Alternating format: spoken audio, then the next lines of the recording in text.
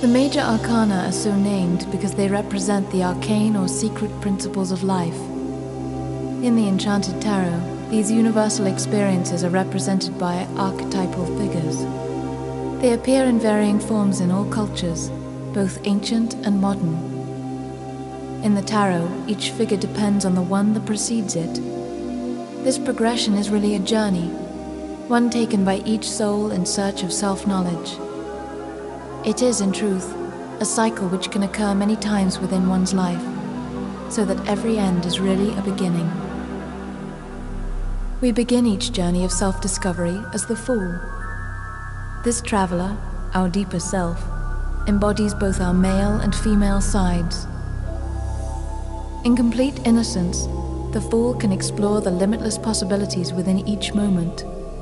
Eagerly, the Fool tosses his pouch onto his back and leaps onto the road of life. His first encounter is with the Magician, master over the 4 elements of the physical world: fire, air, water, and earth. He fills the traveler's pouch with something of value, the Fool's first awareness of power. Back to back with the Magician stands the High Priestess, who wields powers beyond that of the visible world. Hers is the etheric realm of inner and outer space. She offers the Fool awareness of the connectedness of all things, and sends him forth to meet the Empress, who graciously greets him and places the gift of creativity in his bag. She is the life-giving, life-renewing impulse, the Earth Mother, who blends the elemental powers of the Magician with the intuitive ways of the High Priestess. She introduces the Fool to her consort, the Emperor, who commands the 4 corners of the Earth Kingdom she brings into being. He shares with our traveler the principle of order, the skill to structure and shape his own life, as well as influence the lives of others. The Fool accepts the gift, but immediately comes face to face with the Hierophant, who claims moral authority above the Emperor. Although just a man, he aspires to give structure to the realm of spirit and places the gift of tradition in the magic pouch. The problem of being just a man, or a just man, is encountered upon entering the realm of the lovers. Here one is faced with the eternal dilemma of whether to make choices based on desire or on the dictates of society.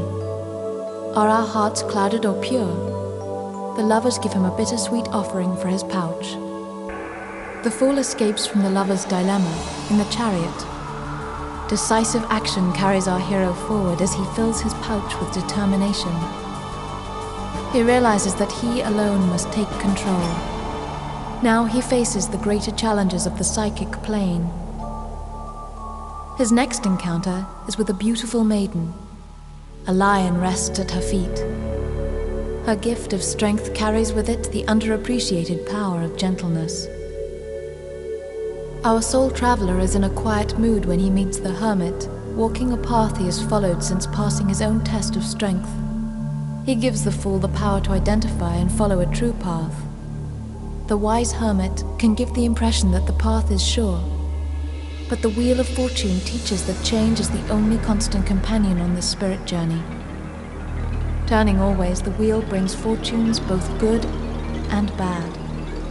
Sometimes neither wisdom nor strength will enable us to escape the fate we have created for ourselves.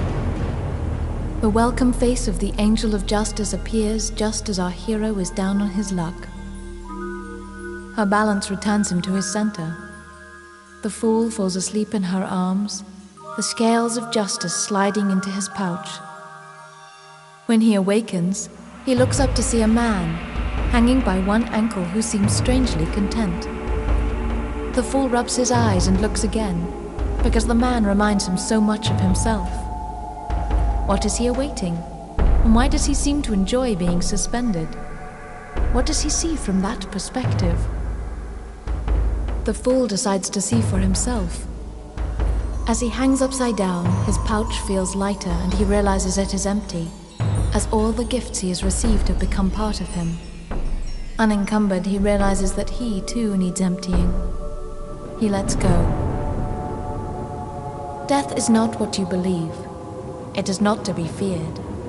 It is not an end, but a profound change. The fool crawls into his magic pouch to wait. Death reveals mysteries of life that the other gifts cannot.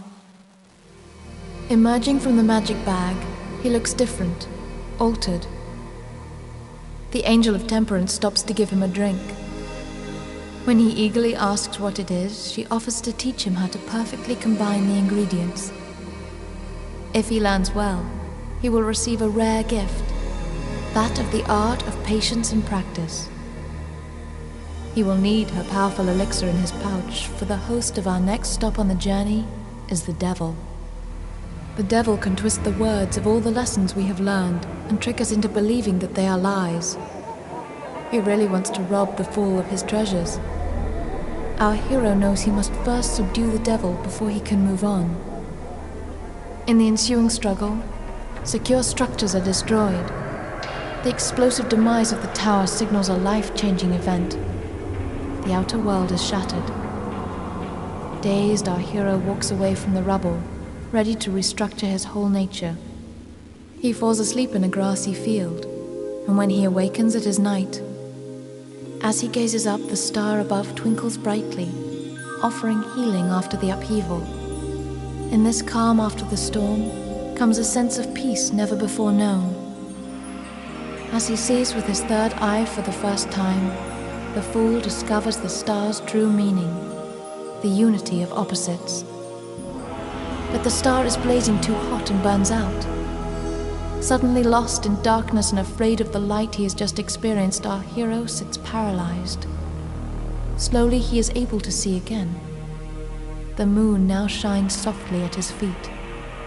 She represents the bright heart of compassion and will guide him to his higher self, even through the pitch black that comes just before the dawn. He gathers her moonbeams in his pouch. By morning, the star's light reappears and rises high in the sky, rekindled and reborn into a finer radiance. Here all the fool's new treasures have become part of his radiance. There is a strong pull to linger in the sun's joy and vitality, but when our hero meets the Angel of Judgment, he recognizes a final call to purify the self. The fool places the pouch at his feet and steps neatly out of time and into the world. The old cycle has ended, and a new one begins at the next turn of the spiral. We must leave the soul traveler at this threshold and bid him farewell.